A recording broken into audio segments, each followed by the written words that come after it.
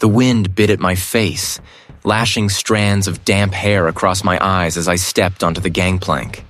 The yacht, a gleaming white behemoth named the Sovereign, rode uneasily on the increasingly agitated water. Above us, the sky was a bruised purple, threatening to split open.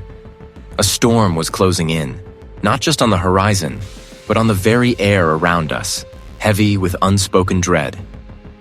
This wasn't the kind of call I usually received, not for an apparent accident. "Dr. Sterling?" The lead investigator greeted me, his voice barely audible above the rising whine of the wind through the rigging.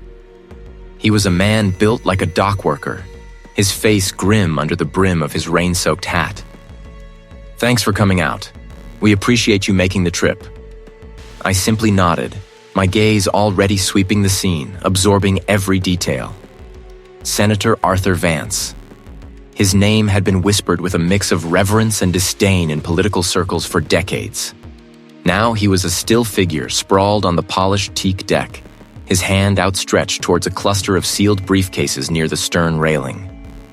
The initial report was clear. A fall, a fatal blow to the head, a tragic accident for a man of his age and standing. But then, they always wanted it to be clear, didn't they? Especially when the deceased held such sway. My boots, specifically chosen for their non-slip soles, found purchase on the slick deck as I moved towards the body. The air smelled of salt, diesel, and something else.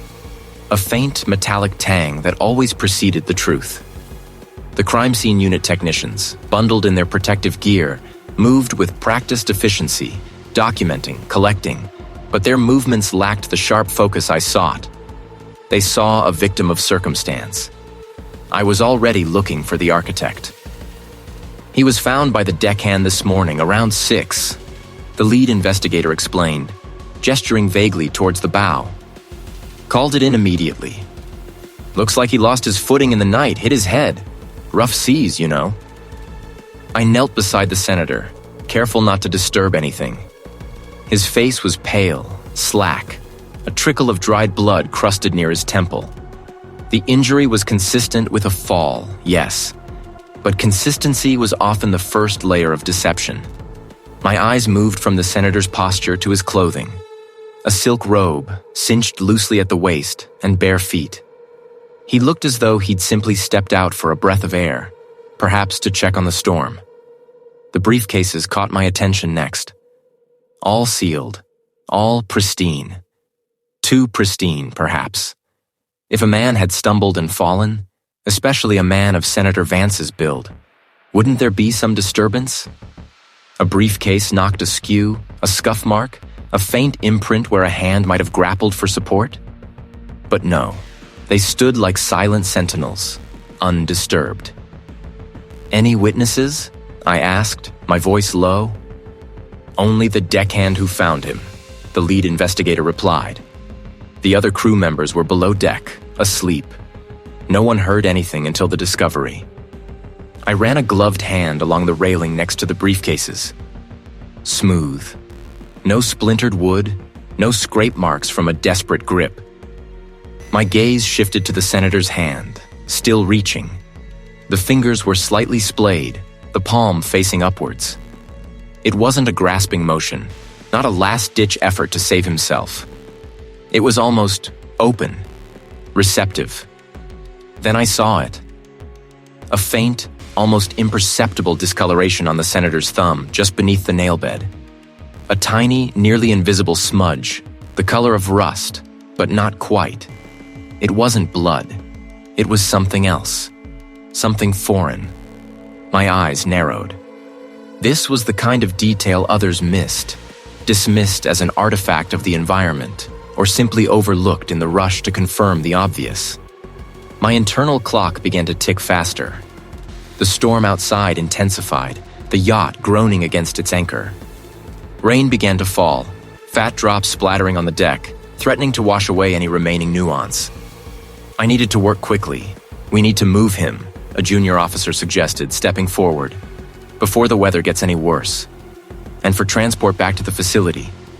I held up a hand, not looking at him. "Not yet." My focus was entirely on the briefcases. I knelt again, closer this time, examining the leather.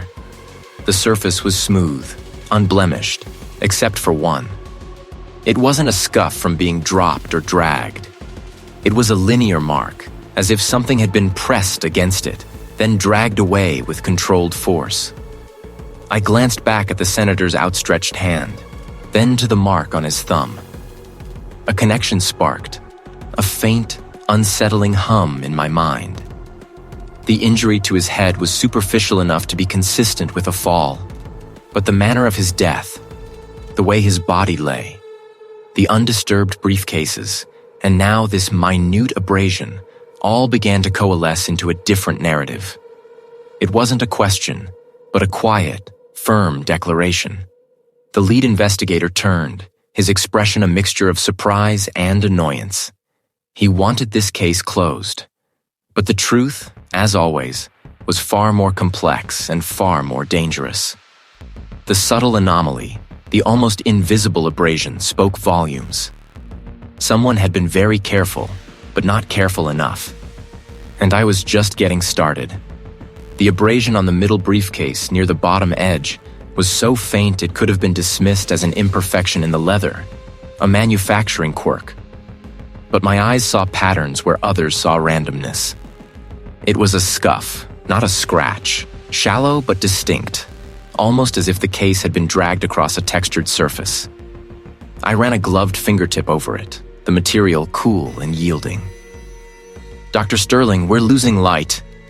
A voice cut through my concentration. It was the lead investigator, a man whose patience wore thin faster than a cheap suit. "The weather's turning. We need to get this wrapped up." I didn't look up. 5 more minutes." He sighed, a gust of wind snatching the sound away. The sky, a bruised purple an hour ago, was now a churning mass of charcoal gray. The yacht at anchor storm closing in, sealed briefcases rocked gently, a prelude to the coming tempest. The air grew heavy, thick with the scent of salt and impending rain. My gaze drifted from the briefcases to the deck itself. The polished teak, usually pristine, bore a few scattered droplets of seawater, already drying.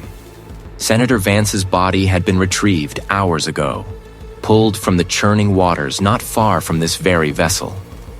The official narrative, whispered even before the recovery, was a tragic accident, a misstep on a slick deck, a fall overboard. High profile, regrettable, but open and shut.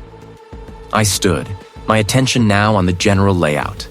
The stern, where the senator was last seen, seemed innocuous. A railing, sturdy and waist-high. A wide-open expanse of deck. Too wide, perhaps, for an accidental fall to feel entirely plausible without some other contributing factor. "Everything points to a simple slip, Dr. Sterling." The lead investigator pressed, his voice taut with suppressed impatience. "No signs of struggle on the deck, no forced entry. The crew's statements are consistent. He was alone." "Alone," I echoed, more to myself than to him. I walked towards the stern, my boots silent on the teak. My eyes scanned every surface, every shadow. The wind picked up, whistling through the rigging, a mournful sound. The body, now laid out on a tarp on the main deck, was a grim tableau. It had been brought back aboard for initial processing before transport to the mainland facility. The senator's clothing was sodden, clinging to his frame, but his face, even in death, retained a certain stern dignity. I knelt beside the remains, a small portable light illuminating my work. The initial report suggested drowning. There were the usual signs: pallor, some marbling of the skin, the general effects of prolonged immersion. But my focus wasn't on the obvious. My gloved hands moved with practiced precision, examining the senator's hands first. Fingers, often telling, could hold secrets. The fingernails were clean, no skin or fabric fibers beneath them, no obvious defensive wounds. But as I gently flexed the left wrist, my fingers brushed against something subtle, almost imperceptible. I adjusted the beam of my light, focusing it. There it was, a faint, almost hairline discoloration on the skin just above the wrist joint, barely visible through the waterlogged sleeve of his shirt.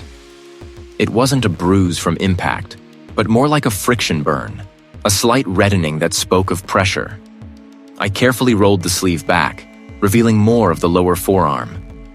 The discoloration continued, a faint band wrapping partially around the limb. This wasn't consistent with a fall into water. A fall might produce impact bruising, scrapes, but this was different. It suggested a restraint or a forceful grip.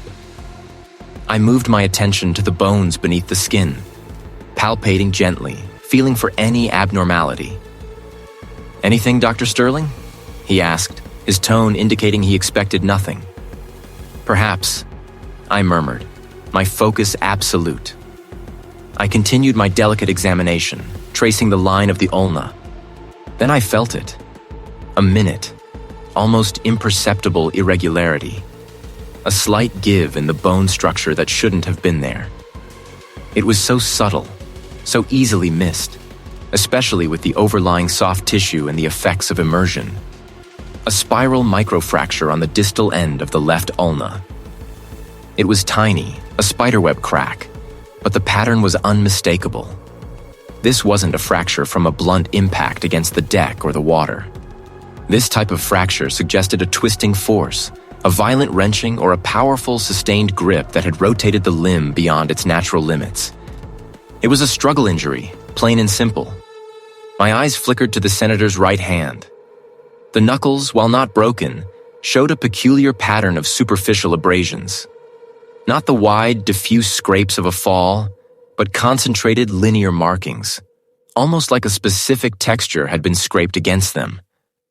And suddenly, the abrasion on the middle briefcase, the one I dismissed as a minor detail moments ago, flashed into my mind. The texture of that briefcase's leather, the subtle coarseness near its base. The pieces began to align, forming a picture starkly different from the accidental death narrative. The friction mark on the left wrist, the spiral microfracture on the ulna, the specific abrasions on the right knuckles. They painted a story of restraint, struggle, and a forceful, deliberate action. Not a slip. Not an accident. "This isn't an accident," I stated, my voice low, cutting through the rising wind. I looked up at the lead investigator, his face a mask of exasperation in the fading light. Senator Vance didn't fall. He was pushed. My initial assessment had been a visceral rejection of the official narrative, a quiet hum of discord in my forensic chamber. Now the hum was growing into a resonant thrum, demanding attention, demanding truth. I leaned back from the examination table, the harsh overhead lights reflecting off the polished bone. The air in my lab, usually a sanctuary of sterile focus, felt charged with an unspoken tension. My phone buzzed, a familiar, unwelcome vibration against the steel countertop. I ignored it. I knew who it was. The detective had called twice already, his voice laced with an uncomfortable blend of urgency and veiled threat, hinting at expediting my findings, suggesting I confirm the obvious accidental drowning. I understood the political sensitivities, but I understood the bones better. I turned to the micro-CT scanner, a beast of precision humming softly in the corner. The remains of Senator Vance, or what I had carefully prepared, lay within its chamber. I initiated a full-body scan, focusing particularly on the cranium and cervical vertebrae. The machine whirred, its internal mechanisms tracing invisible lines of data. Minutes later, the images populated my screen. A symphony of grayscale slices, each revealing intricate details unseen by the naked eye. The micro-CT scans confirmed my suspicions with chilling clarity. Beyond the externally visible trauma, a network of minute stellate fractures spiderwebbed across the base of the skull, invisible without this level of magnification. These weren't consistent with a simple fall onto a hard surface. They indicated a concentrated angular impact, a strike delivered with significant force from a specific trajectory. Furthermore, Several small, displaced fragments of the atlas and axis vertebrae pointed to a violent hyperextension of the neck, an injury often associated with a sudden, powerful jerk or strangulation. The spiral microfracture on the ulna, previously a suspicion, was now an undeniable fact, its jagged edges testament to a twisting force applied to the forearm while it was under duress. Next, I moved to the spectral analysis workstation. I had carefully collected microscopic fibers and residues from the victim's clothing and fingernails. I placed a minute sample from under the right thumbnail into the spectrometer. The machine pulsed, its laser interrogating the sample's molecular composition. The results flashed across the monitor. A distinct spectral signature, matching a synthetic polymer fiber, commonly used in specialized marine ropes. Not the kind of material one would expect to find on a high-ranking senator's person unless he was actively involved in mooring a vessel. My mind raced, connecting the physical trauma to the environment. I pictured the scene. A yacht at anchor storm closing in, sealed briefcases. The detective's initial report had mentioned the senator was found near his private yacht. The storm, a sudden violent squall, had been central to the accidental fall narrative. But the evidence now painted a different picture. I returned to the taphonomic data I'd collected. I had meticulously documented the body's temperature loss, the progression of livor mortis, and the early stages of decomposition, cross-referencing these against the precise meteorological data for the night Senator Vance disappeared. The storm had indeed been severe, with high winds and heavy precipitation. However, my calculations factoring in the water temperature and air exposure placed the time of death several hours before the peak of the storm. This meant the senator was already deceased or critically injured when the storm hit, not a victim of its chaotic embrace. The severe weather could have been used as a convenient cover, obscuring the true sequence of events. Senator Vance had not accidentally fallen from his yacht. He had been brutally murdered. The method was clear. A forceful blow to the head, likely delivered with a blunt object, followed by a struggle involving restraint, possibly with a marine rope, resulting in the hyperextension of the neck and the spiral ulna fracture. The friction mark on the wrist indicated he was tied or held forcefully, and the knuckle abrasions were consistent with a desperate struggle, attempting to free himself or strike back. The presence of the specialized marine fibers only strengthened the connection to the yacht as the primary scene of the struggle, perhaps even the murder itself before his body entered the water. I stared at the compiled report on my screen, a meticulously detailed narrative of violence and deception, each point backed by hard science. The tension in my lab was no longer just a hum, it was a roar. I had the truth, undeniable and stark. But I also knew, with a certainty that chilled me more than any cadaver, that this truth would not be welcomed by the powerful figures who had already decided Senator Vance's death was an accident. The sealed briefcases, mentioned in the initial incident report from the yacht, now seemed less like discarded luggage and more like a potential motive, a piece of the puzzle I hadn't yet examined. The storm outside had been a tempest, but the one I had just uncovered was far more treacherous. The quiet hum of disbelief had solidified into a cold, hard certainty. This wasn't an accident. This was murder. My internal report was concise, devoid of conjecture, and utterly damning. I laid it on the stainless steel counter, the fluorescent lights reflecting off the polished surface. The air in the facility felt heavy, charged with the truth I had unearthed. It arrived an hour later. Dr. Sterling. The voice on the other end was clipped, authoritative. The lead investigator needs to speak with you. Immediately. I met the detective in a sparse interrogation room, devoid of the usual trappings. He was a man with a weathered face and eyes that had seen too much, initially radiating an air of weary skepticism. He listened, arms crossed, as I detailed my findings, presenting the photographic evidence, the micro-CT scans, the elemental analysis of trace residues. I didn't embellish. I simply laid out the facts, letting the evidence speak for itself. So, you're saying a man of Vance's stature, with his security, was murdered? The detective's voice was low, his gaze unwavering. I'm saying the physical evidence is consistent with an intentional act of violence, not a fall. The manner of death is homicide. My tone was firm, leaving no room for doubt. The question now is how and by whom. He studied the images, his skepticism slowly giving way to a grudging acceptance.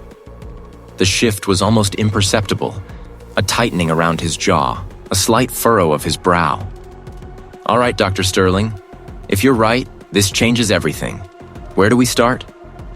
At the beginning, I replied, a pragmatic response to a monumental task.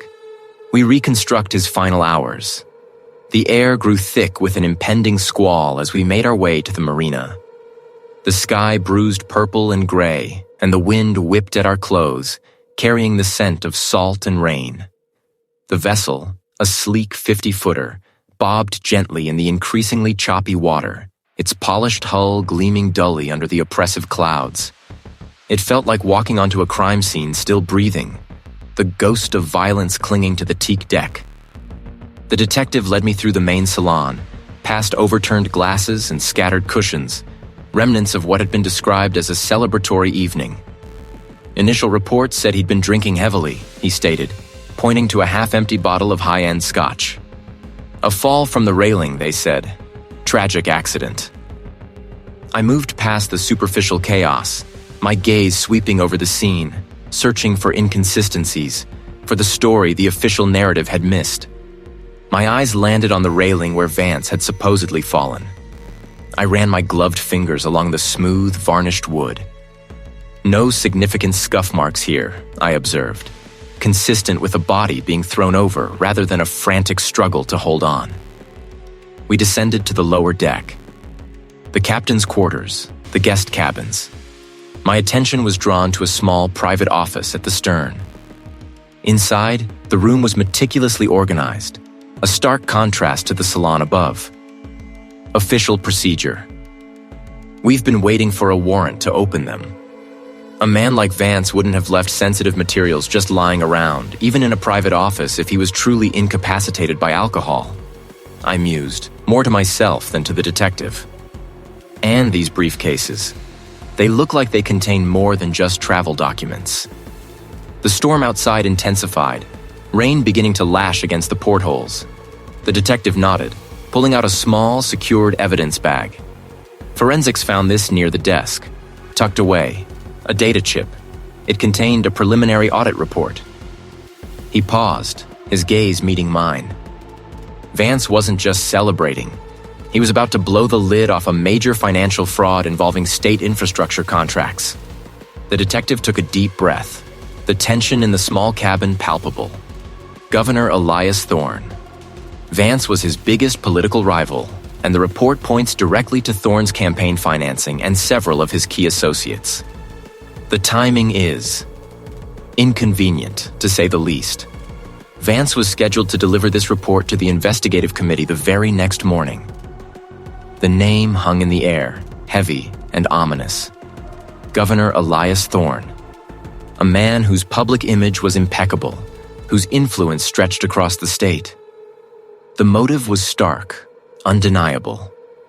Vance, the formidable challenger, was about to expose a scandal that could shatter Thorne's career, perhaps even lead to criminal charges. The implications were immense, dangerous. The yacht pitched with the rising swell, the wind howling its discontent. The sealed briefcases on the desk seemed to hum with unspoken secrets, now more urgent than ever. My initial rejection of the official narrative had led me here, to the precipice of a political earthquake. I had confirmed a homicide. The storm outside was a mere prelude to the tempest we were about to unleash.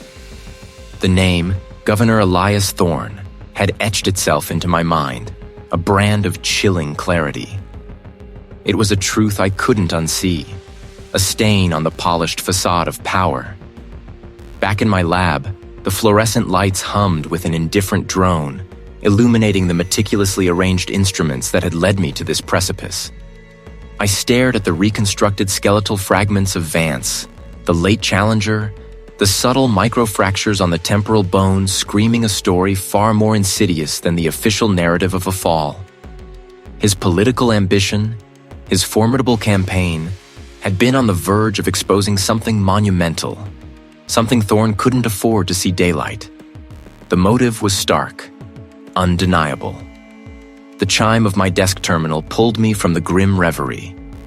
An email from the director of the institution, a man I respected but who also navigated the treacherous currents of state funding.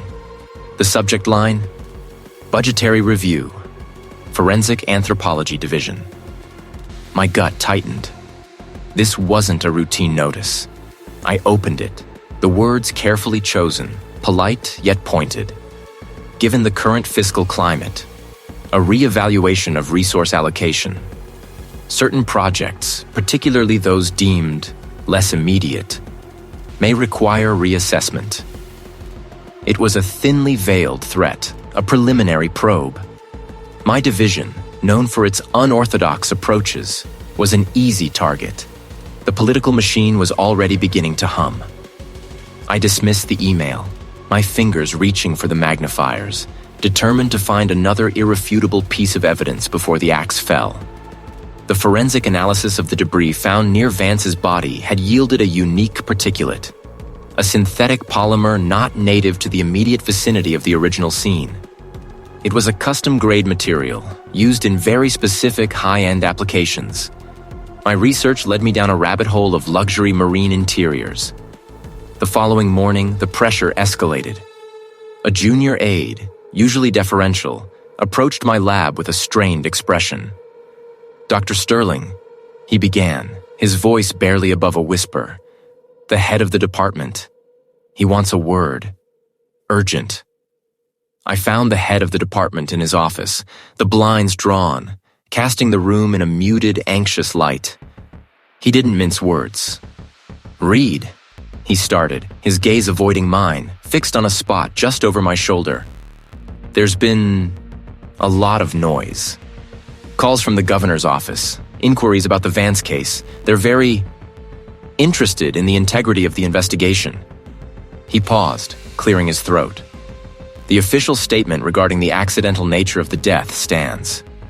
Any deviation? It reflects poorly on all of us, on the institution." "My findings indicate otherwise," I stated, my voice steady despite the tremor of irritation building inside me. "The evidence points to foul play deliberately concealed." He finally met my gaze, a flicker of fear in his eyes. "Reed, I understand your commitment to truth, but there are political realities. There's talk, on the news, on the radio. Thorne's press secretary, they're already dismissing speculative theories from unverified sources. They're building a narrative. Your work, Reed, is being targeted." Later that day, I saw it firsthand. A clip on a news channel flickering silently on a screen in the staff lounge. A polished, articulate political operative standing before a bank of microphones, confidently stating, "While we respect the diligence of our state's forensic experts, it is crucial to avoid sensationalism.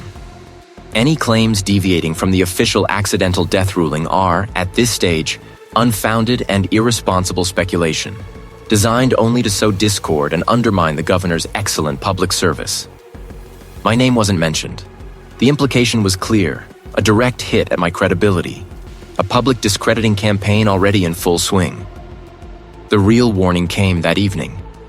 A man, impeccably dressed, his face unreadable, stepped into the fluorescent light. He wasn't one of the security guards. "Dr. Sterling," he said, his voice a low, even rumble that seemed to vibrate through the floor. "A word of advice. Some doors, once opened, cannot be closed without significant repercussions for everyone involved. Your career, Dr. Sterling, is a valuable asset." It wasn't a suggestion. It was a promise. My career, my reputation, everything I had built was now explicitly on the line. The veiled threats, the public dismissals, the pressure on my funding, it all served to reinforce my conviction. The synthetic particle was a specific grade of composite decking material, used exclusively by a luxury yacht manufacturer. And then I found it. A digital photograph, buried deep in Vance's encrypted personal files, recovered from his damaged tablet. It was blurred, clearly taken in haste, but undeniable. Vance, standing on the deck of a sleek, opulent vessel. In the background, partially obscured by the frame, stood Governor Thorne. The photo's metadata placed it 2 weeks before Vance's death. The briefcases, distinctive in their design, had been mentioned in a cryptic memo from Vance to a trusted aide, referring to the Thorne dossier. The storm, the briefcases, the yacht, it all converged. Vance wasn't just investigating Thorne. He had confronted him, likely on that very yacht, in the midst of a brewing tempest, with the evidence of Thorne's corruption secured in those briefcases. The murder wasn't just politically motivated. It was a desperate act to prevent immediate exposure. They could question my funding, discredit my findings, threaten my career. But the evidence, meticulously gathered, now pointed directly to the governor, not just as the beneficiary of Vance's death, but as intimately involved in the final moments leading to it. The storm was closing in, not just on the memory of that yacht, but on me. The political operative's confident pronouncements, broadcast from the staff lounge's silent television, had been a cold splash of reality. While we respect the diligence of our state's forensic experts, it is crucial to... The words hung in the air, even unheard, a clear signal that the system was already mobilizing. They were laying the groundwork to discredit any inconvenient truth I might uncover. The air hummed with the quiet thrum of specialized equipment, the scent of chemicals and old paper of familiar comfort. Vance's clothing lay meticulously preserved on a sterile sheet, each fiber a potential whisper, each crease a silent testament. I had spent hours already, sifting through the common, the expected. Lint, dust, the detritus of everyday life. Nothing that screamed contradiction. Yet, the formal report arrived late that afternoon, delivered by a junior analyst, its cover sheet adorned with official seals. It detailed Governor Thorne's whereabouts with meticulous, almost theatrical precision. His alibi was, on paper, unassailable. The narrative painted a vivid picture. A sudden, furious squall had swept in, pinning the vessel to its coordinates. Multiple crew members had provided statements, corroborating the governor's presence, his focus on urgent state matters. The report even included details about sealed briefcases of sensitive documents, brought aboard for an uninterrupted work session. Surveillance footage from the marina's security cameras showed the yacht leaving before the storm, and later, the storm's full, undeniable fury lashing the coastline, making any movement by a small craft impossible. I read through the summary twice, then 3 times, my jaw tightening with each paragraph. It was a masterpiece of misdirection, designed to overwhelm with detail and unimpeachable witness accounts. It left no room for doubt, no crack for suspicion to seep through. Except, I knew the truth wasn't always found in the grand narrative, but in the minute deviations, the almost imperceptible anomalies. I returned to Vance's clothing, specifically the finely woven wool of his jacket and the synthetic blend of his trousers. My stereo microscope, a gleaming instrument of precision, became my window into another world. I started with the inner folds, areas less exposed to casual contamination, focusing on trapped particulates. Hours blurred. The rhythmic click of the objective lens, the faint whir of the environmental controls, were the only sounds in my world. My eyes, accustomed to the magnified landscape, scanned for anything unusual. Common textile fibers, skin cells, street dust, all expected. Then I saw it. Tucked deep within a seam of the jacket, almost invisible to the naked eye, were a cluster of tiny, ornate structures. They were not the smooth, symmetrical grains of common urban pollen. These were complex, almost architectural, with distinctive spiky protrusions and an unusual, deep reddish-brown hue. I adjusted the focus, bringing the intricate details into sharp relief. My internal database, honed by years of studying the microscopic fingerprints of the natural world, immediately flagged them as anomalous. I carefully isolated a few samples, transferring them to a slide. Under the higher magnification of the electron microscope, their unique morphology was undeniable. These were pollen grains from a species of Erythrina, specifically Erythrina corallodendron, a type of coral tree. My mind raced. Erythrina corallodendron was not native to our coastal region. It preferred specific arid, rocky terrains, often found at higher elevations, several hundred miles inland. They certainly wouldn't have been carried miles out to sea by a coastal squall. Their presence suggested Vance had been in close proximity to such a tree, or in a location where its pollen was abundant at a critical time. My breath hitched. This wasn't merely a piece of stray environmental debris. This was a direct, irrefutable contradiction to Governor Thorne's alibi. If Vance had been exposed to this specific pollen, it meant he had been somewhere entirely different from the coastal city, or from the sterile environment of a yacht. And if Vance had been there, could Thorne have been too? The implications were staggering. I looked at the slide, the tiny spiky grains glowing under the microscope's light. They were fragile, yet their message was clear and unyielding. I had found the crack. Now I just had to decide how to pry it open. They weren't just dismissing my findings. They were building a wall around Governor Thorne. That wall needed to come down. I made the calls discreetly, choosing my words with the precision of a surgeon. A colleague from the university, whose expertise lay in digital forensics rather than bone, was equally quick to grasp the gravity. They were the few I trusted implicitly, the ones who saw past the political smoke and mirrors. Our meeting point was unconventional, chosen for its isolation and the cover it afforded. I navigated my borrowed vehicle through the thickening twilight, the air growing heavy with the promise of rain. The drive out to the private dock felt longer than it was, each mile ticking by with a sense of escalating urgency. When I finally pulled up, the outline of a sleek vessel shimmered faintly against the darkening waters. The detective was already there, a silent sentinel leaning against the railing. His gaze swept the empty dock before settling on me. "Cutting it close, Dr. Sterling," he murmured, his voice a low rumble against the rising wind. "Weather's turning nasty." "Good," I replied, pulling my collar higher. Nasty weather keeps company away.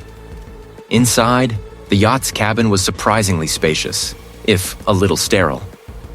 My colleague, a woman with an unnerving ability to remain calm in any crisis, had already set up her portable workstation on a polished table. They were heavier than they looked, their surfaces cool to the touch. These came from Vance's private office, the colleague explained, her voice hushed. A digital ghost hunt led me to a hidden compartment. They were encrypted, but the keys were... Inside, nestled among stacks of financial statements and legal documents, was a small, worn notebook. Vance's distinctive angular script filled its pages, a meticulous record of dates, names, and coded transactions. Vance was digging too deep. We spent the next hour sifting through the evidence, the wind outside beginning to howl, rocking the yacht gently. Rain lashed against the hull, a percussive reminder of the world we were deliberately shutting out. The documents painted a horrifying picture. Shell corporations, offshore accounts, inflated contracts, and kickbacks. It was a vast, intricate web, and at its center was Governor Thorne. Vance hadn't just been running for office. He'd been meticulously building a case, documenting Thorne's entire political empire piece by corrupt piece. "Look at this," my colleague said, pointing to a series of dated entries in the notebook. These correspond to the dates of the accidental deaths of 3 key witnesses in a land development deal Thorne pushed through 5 years ago. Vance suspected foul play then too. My stomach tightened. This wasn't just about financial malfeasance. It was about murder, orchestrated to protect a burgeoning criminal enterprise masquerading as a political career. Vance's death wasn't a tragic accident. Nor was it merely a power play against a political opponent. It referenced a press conference, scheduled for the very day he died. He had all the pieces. He was ready to burn Thorne's world down. The detective's jaw was set, his gaze fixed on the storm-tossed waters beyond the cabin window. And Thorne knew it, or suspected it. The weight of the truth settled heavily in the cabin, a tangible presence. The storm outside seemed to mirror the tempest brewing within me. They weren't just protecting a politician. They were protecting a criminal enterprise, a network so deeply embedded it could manipulate the system with impunity. "This is bigger than we thought," my colleague said, her voice strained. "Thorne's entire career is built on this. If this comes out, it collapses." I looked at the sealed briefcases, now open, their contents laid bare. The storm raged, but inside, a new resolve solidified within me. The path ahead was treacherous, fraught with unseen dangers, but the stakes had just been raised immeasurably. Vance hadn't died for nothing. His meticulous work, these hidden truths, would not remain buried. We had to ensure that. Justice, it seemed, would have to be wrestled from the jaws of power, one damning detail at a time. And I was ready for the fight. Vance's meticulous work, laid out across the polished table, was a testament to his courage, a final, defiant act. I studied the documents, the cryptic notations, the carefully cataloged digital files. It was a dense web, designed for concealment, but not impenetrable. Not to me. The journey back to the mainland was a blur of driving rain and slick roads. My mind was already racing, connecting the dots, formulating hypotheses. Vance had been a ghost, moving through the shadows of power, collecting whispers and hard data. His files contained what I needed, the missing link between the microscopic world I inhabited and the macroscopic world of political corruption. Back in my underground bunker, the sterile air felt like a sanctuary after the humid chaos of the yacht. The fluorescent lights hummed, casting a harsh, unforgiving glow on my workbench. I powered up the electron microscope, its intricate mechanisms whirring to life. On a pristine slide, I had prepared the sample, a minute cluster of synthetic fibers, no larger than a dust mote, meticulously extracted from the lining of Vance's coat. I had found similar fibers, a nearly identical composition, embedded in the victim's clothing, a detail dismissed by the initial superficial examination as environmental debris. I leaned into the eyepiece, adjusting the focus. The fibers resolved into a complex weave, each strand a composite of polymers I'd never encountered in standard manufacturing. Their molecular structure was unique, a signature. Now I cross-referenced this with Vance's data. There, in the detailed architectural plans for the complex's advanced fabrication units, was the specification for a highly specialized filtration system. And the filter medium? A composite fiber, identical in molecular makeup to what I was seeing under the lens.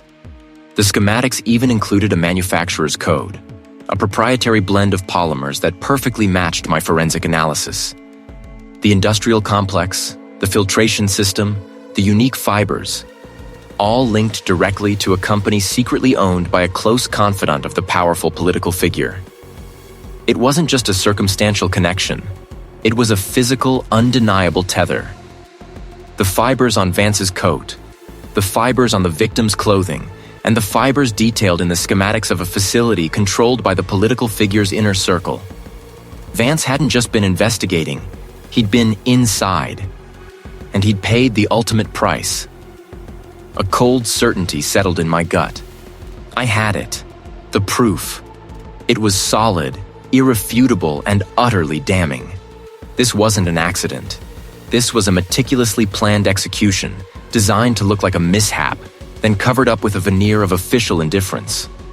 I stood stretching, the weight of the discovery heavy on my shoulders. I needed to secure this data, to ensure it couldn't be erased or destroyed. I started making copies, encrypting them, preparing to distribute them to trusted, albeit few, channels. A sudden sharp crack echoed from the main entrance of the bunker. I froze, my hand hovering over the keyboard. That wasn't the usual settling of the old building. I moved silently, my senses on high alert. The main door, usually secured with a triple lock system, hung ajar. My heart began to pound, a frantic drum against my ribs. I drew my sidearm, a heavy, familiar weight in my hand, and crept forward.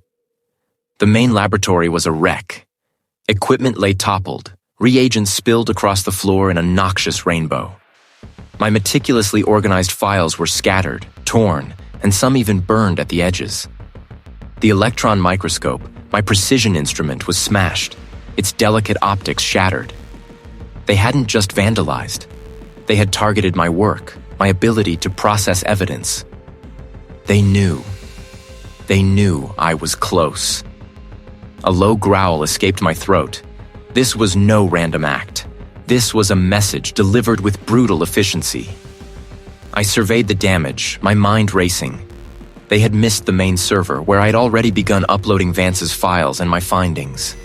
A small victory, but a victory nonetheless. I had just enough time to grab the external drives containing the encrypted data before the sound of sirens pierced the quiet night. The local law enforcement would be here soon. I couldn't be found here, not now, not with this evidence. I slipped out through a maintenance tunnel, emerging into the biting night air a few blocks away. My old sedan, a nondescript vehicle I kept for discretion, was parked down a side alley. I started the engine, the familiar rumble a small comfort in the chaos. As I drove, my thoughts were a whirlwind of anger and calculated next steps. I needed a secure location, a place where I could consolidate my findings and plan my next move. The rain had intensified, blurring the streetlights into distorted halos. I rounded a sharp bend, the tires gripping the wet asphalt. Suddenly, a blinding flash of headlights filled my rearview mirror, followed by the screech of tires. A black utility vehicle, massive and fast, was on my tail, closing the distance rapidly. I floored the accelerator, my sedan protesting but responding. The utility vehicle veered sharply, its front bumper clipping my rear quarter panel. The car fishtailed, sending me into a heart-stopping slide.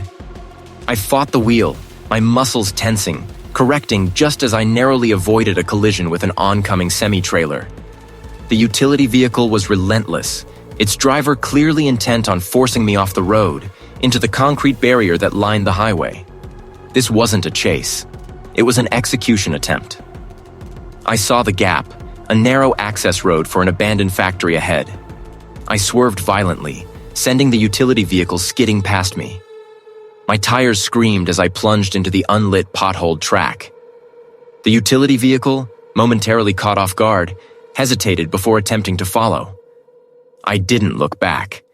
I knew they would be right behind me. I gripped the steering wheel, knuckles white.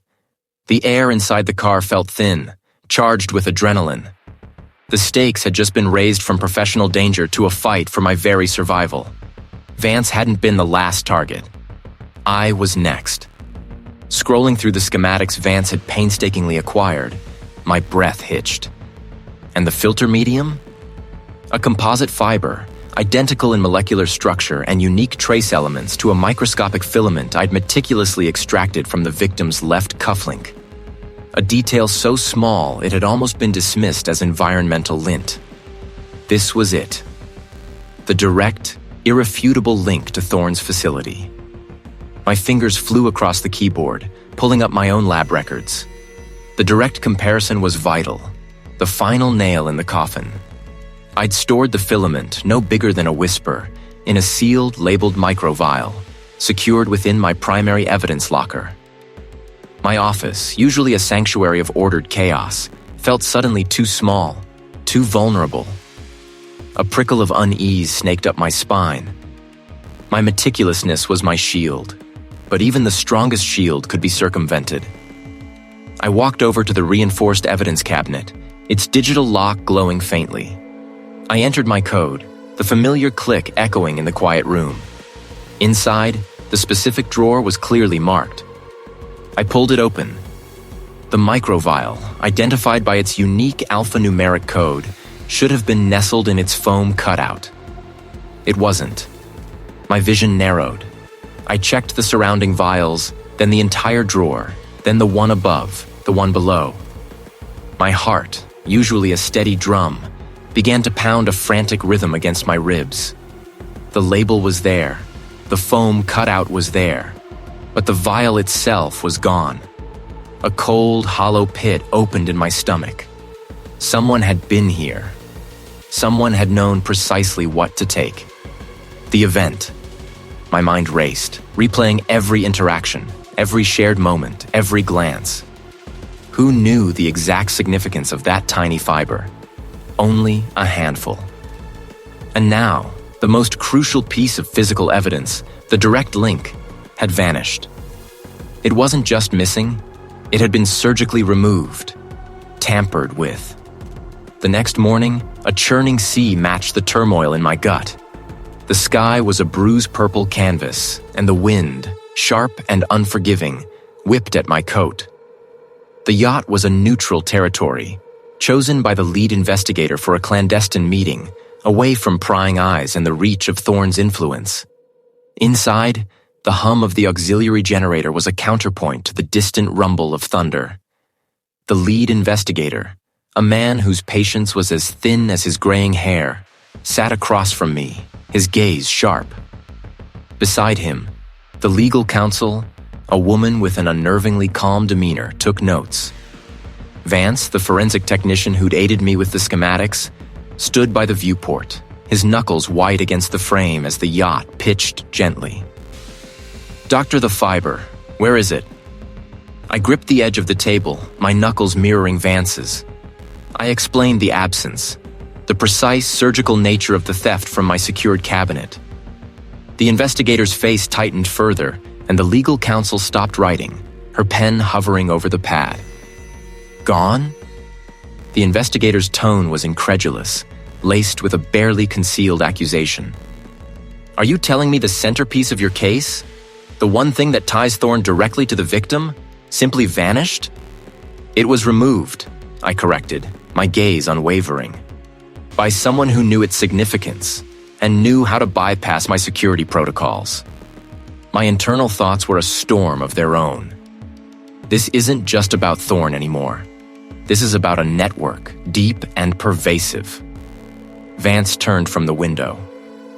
"But the data, Dr. Sterling.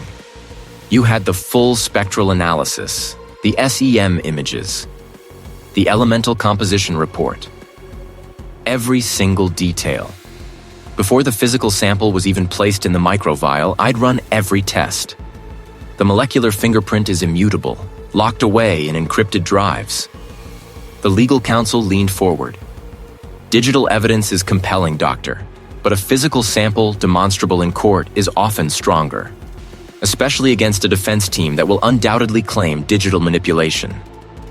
"They can claim what they like," I said, picking up one of the sealed briefcases. It contained not the original fiber, but my detailed forensic reports and the digital records. The absence of the physical sample, given its prior existence and secure storage, is evidence in itself. It's evidence of obstruction, of tampering at the highest level. I opened a second briefcase, revealing a secure tablet. But I anticipated this. Not the theft, perhaps, but the need for an undeniable indirect link that could not be dismissed.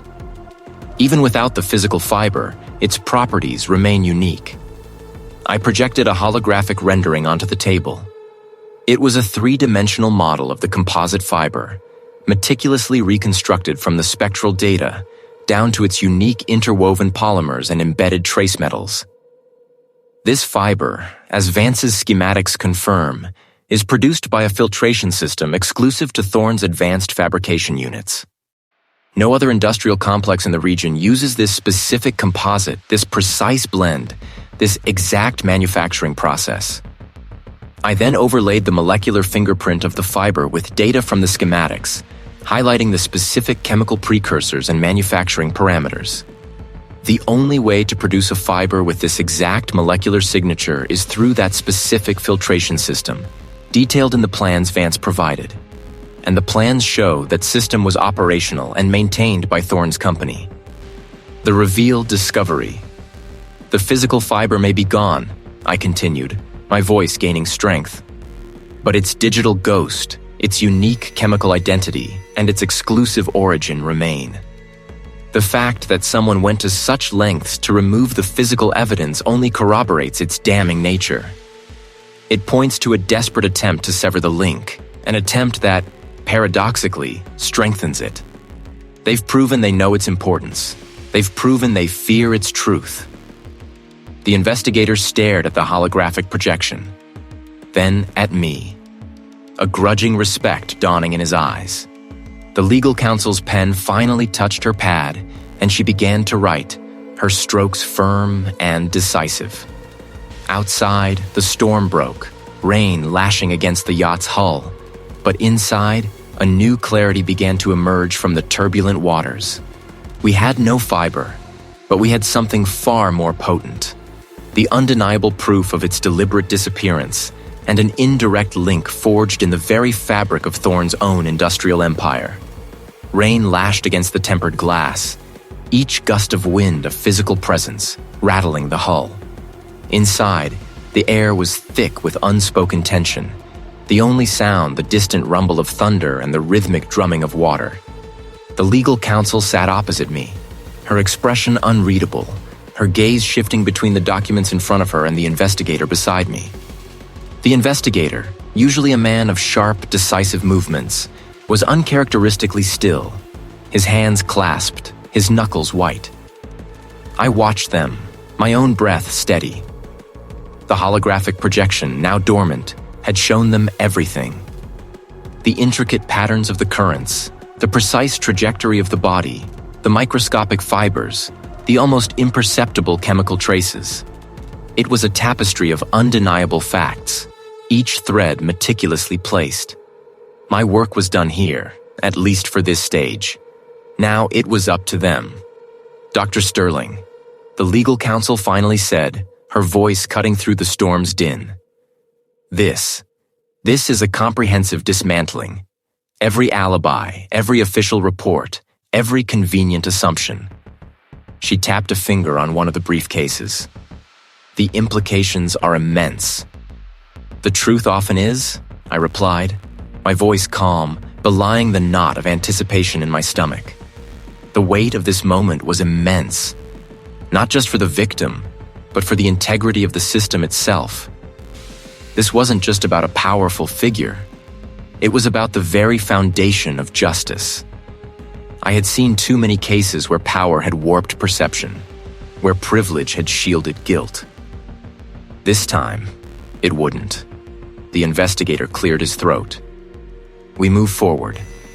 The grand jury will convene within 48 hours. His eyes met mine, a flicker of something akin to awe, or perhaps trepidation there. Be ready, Doctor. This won't be quiet. Days later, the sterile hum of the grand jury room replaced the ocean's fury. The air conditioning was too cold, the fluorescent lights too bright. But I found a strange comfort in the clinical precision of the environment. The jurors, a diverse group of citizens, listened intently, their expressions shifting from skepticism to dawning comprehension. I spoke of the unique fracture patterns on the victim's hyoid bone, a detail initially overlooked, which unequivocally pointed to manual strangulation before submersion. I displayed magnified images of the specific type of dust and residue, a blend of industrial grit and rare botanical fibers found on the victim's clothing, a signature of a specific abandoned factory, not the open ocean. My hydrodynamics analysis, projected onto the screen, showed how the currents at the time of death would have carried the body in a direction entirely contrary to the official narrative of an accidental fall from the yacht. And then, the microscopic fibers, iridescent and synthetic, extracted from beneath the victim's fingernails, matching the carpet samples from Governor Thorne's private study aboard his yacht. The sealed briefcases, now open, contained physical proof, each item cataloged and verified. The indictment broke like a dam, a ripple effect that quickly became a tsunami across every news channel. Governor Thorne's arrest was swift, public, and undeniable. I watched a brief clip on a small monitor in the observation room of the precinct. The flashing lights, the grim faces of the arresting officers, Thorne's forced smile crumbling as the handcuffs clicked into place. My internal reaction was not triumph, but a quiet, grim satisfaction. Justice was a slow, grinding mechanism, but it was moving. The interrogation room was a stark box of cinder block and steel, dominated by a heavy table and 4 chairs. A one-way mirror, a dark, silent eye occupied one wall. Governor Thorne sat across from me, flanked by his legal representative. Thorne's initial demeanor was one of practiced arrogance, a mask of indignation that had served him well for decades. He stared at me with an air of dismissive superiority, as if I were a particularly irritating gnat. "Dr. Sterling," he began, his voice smooth, controlled. "I understand you have some theories, but I assure you this is all a tragic misunderstanding. My alibi is ironclad. Irrefutable facts." I pushed a folder across the table. "Let's begin with the hyoid bone, Governor. A small, U-shaped bone in the neck. In your victim, it was fractured in a very specific pattern. Not from an impact, not from a fall, but from direct, forceful compression. Manual strangulation." I paused, letting the word hang in the air. Thorne's jaw tightened imperceptibly. His legal representative scribbled furiously on her pad. "Accidents happen, Doctor," Thorne scoffed, but the smooth edge of his voice had begun to fray. "Indeed, but not this kind of accident. The victim was dead before entering the water. My analysis of the pulmonary edema and the absence of aspirated water in the lower respiratory tract confirms it. The body was placed in the water post-mortem, designed to simulate a drowning." I pushed another file. "And then there are the fibers. Microscopic, synthetic, iridescent. They were found beneath the victim's fingernails, consistent with a struggle. They match the unique blend of the carpet in your private study, Governor. A very specific, very expensive carpet." Thorne's eyes flickered towards his legal representative, a silent plea for intervention. She merely offered a tight, unhelpful frown. He shifted in his seat, the studied indifference starting to crack. "Coincidence," he muttered, his voice losing some of its resonance. "Perhaps, but forensic science rarely deals in coincidence when faced with a confluence of evidence. We also found trace chemical signatures on the victim's skin, a unique cleaning agent. It's a specialized compound, Governor, used in very few facilities. One of them, I discovered, is exclusively used for detailing and sanitizing luxury yachts. Specifically, your yacht." Each piece of evidence was a chisel blow, systematically dismantling his layers of deceit. But my analysis of the tidal charts and currents from that evening demonstrates that for the body to have washed up where it did, had it fallen from your yacht, it would have required a completely different set of environmental conditions. Conditions that simply did not exist. The body was moved, Governor, carrying the weight of absolute certainty. The dust and botanical fibers found on the victim's clothing, a unique combination of industrial grit and specific pollen, are a perfect match for the abandoned factory warehouse just outside the city. The one your company recently acquired. The one with the discreet, unmonitored dock access to the river. Thorne stared at me, his face slowly draining of color. The carefully constructed facade, the arrogance, the indignation. It all collapsed, revealing a raw, desperate fear beneath. His eyes, once so commanding, now darted around the room, searching for an escape, for a single thread of his elaborate lie to cling to. There was none.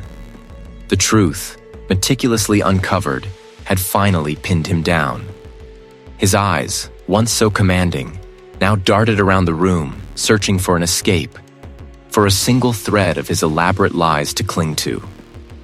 But there was nothing left.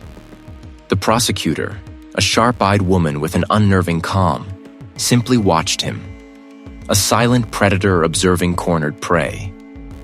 The detective, standing beside me, offered a curt nod, a subtle acknowledgement of the truth we had finally unearthed. The room, Moments before thick with Thorne's bluster, now felt heavy with his silence. He slumped into the chair, the fight draining from his posture like air from a punctured tire. His confession, when it came, was a whisper, a broken mumble of self-preservation, detailing how he had orchestrated the entire fatal incident, how he had paid off the initial investigators, how he had manipulated the narrative. It wasn't remorse, not truly, but a desperate scramble to mitigate his inevitable fall. I felt no triumph, only a deep, weary satisfaction that the truth, painstakingly extracted from bone and soil, had finally surfaced. The legal proceedings that followed were a maelstrom. The evidence I presented, the microfractures, the specific impact patterns, the trace fibers, the meticulously reconstructed timeline, became the unshakable foundation of the prosecution's case. Each piece, a silent witness, spoke volumes. The public outcry was deafening, a tidal wave of betrayal and anger directed at a figure once held in high esteem. Political pundits dissected every angle, every implication. The media, a ravenous beast, fed on the scandal, painting Thorne as a villain, but also scrutinizing the system that had allowed him to operate with such impunity for so long. I found myself navigating a new kind of pressure, not just from Thorne's powerful allies, who continued their subtle threats even after his arrest, but from the relentless glare of public attention. My methods, once dismissed as unorthodox, were now lauded as groundbreaking. Yet the scrutiny remained intense. Every interview, every public appearance, demanded a careful balance between scientific explanation and accessible narrative. Weeks later, the verdict arrived. Guilty on all counts. Justice, slow and arduous, had finally been delivered. A heavy burden lifted, yet another settled in its place. The fight had taken its toll. The air was thick with the scent of salt and impending rain, the boat swaying gently with the restless ocean. The sky outside, a bruised purple, mirrored the exhaustion I felt deep within my bones. I watched the first fat drops of rain spatter against the reinforced glass, each one a tiny drumbeat against the hull. Before me, the briefcases contained the complete, unredacted files from the Thorne case. Copies, of course. The originals were under lock and key, part of the official record. But I needed to see them, to touch them, one last time. I opened the first one, revealing photographs of the initial scene, the grim evidence of a life brutally extinguished. Then came my own notes, meticulously detailed observations, sketches, and diagrams. Each page was a testament to the hours, the days, the sheer intellectual and emotional energy poured into uncovering the truth. The cost had been significant. My reputation had been dragged through the mud and then painstakingly rebuilt. I'd faced professional skepticism that bordered on outright hostility. There were veiled threats, anonymous warnings that forced me to look over my shoulder to question every unfamiliar face. My personal life had become a series of cancellations, postponements, and apologies. The pursuit of truth, I realized, was rarely a solitary academic endeavor. It was a battle, fought in the trenches of bureaucracy and political maneuvering, with real, tangible consequences. Yet as the wind howled outside, rattling the rigging, I felt no regret. The case had set a precedent. My methods, once considered radical, were now being discussed in academic circles, their efficacy undeniably proven in the highest courts. Forensic anthropology, in a small but significant way, had gained new ground, its voice amplified, its potential for justice undeniably validated. I closed the briefcase, the click a definitive sound against the rising storm. The yacht lurched slightly, a powerful gust shaking its frame. The storm was indeed closing in, but I was ready for it. The weariness was real, a deep ache that settled into my muscles and mind, but it was tempered by an unyielding resolve. Reed Sterling remained committed to that unwavering pursuit of scientific truth, ready for the next one no matter the cost. My work was not just about the dead, it was about the living, about the fragile balance of justice, and about ensuring that no one, no matter how powerful, could escape the unblinking eye of scientific evidence.